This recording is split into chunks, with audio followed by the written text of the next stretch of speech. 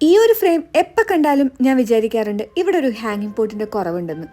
നല്ല വൈബുള്ള അടിപൊളി ഒരു ഐറ്റം ഡെക്കോർ പീസ് വാങ്ങിച്ചിട്ടാലോ എന്ന് ഞാൻ വിചാരിച്ചതാണ്. പക്ഷെ അതിലൊരു ത്രില്ലില്ല അല്ലേ. പിന്നെ കൈ കിട്ടിയത് കുറച്ച് എംപ്റ്റി ബോട്ടിൽസ് ആണ്. അത് വെച്ച് പണി തുടങ്ങി. 3 ബോട്ടിൽസ് ഒരേ അളവിൽ കട്ട് ചെയ്തെടുക്കുക. പിന്നെ അതിലിങ്ങനെ കയറ് ഗ്ലൂഗൺ വെച്ച് ഒട്ടിക്കുക. സിമ്പിൾ. ഇതുപോലെ നമുക്ക് ഒരു സെറ്റും കൂടെ വേണം കേട്ടോ. അതിനാണ് ഈ ഗ്രീൻ ബോട്ടിലും കൂടി എടുത്തത്. ഇപ്പൊ നിങ്ങൾ കാണുന്ന പോലെ 2 സെറ്റ് വേണം, എന്നാലും ഒരു ഭംഗി ഉണ്ടാവുള്ളൂ.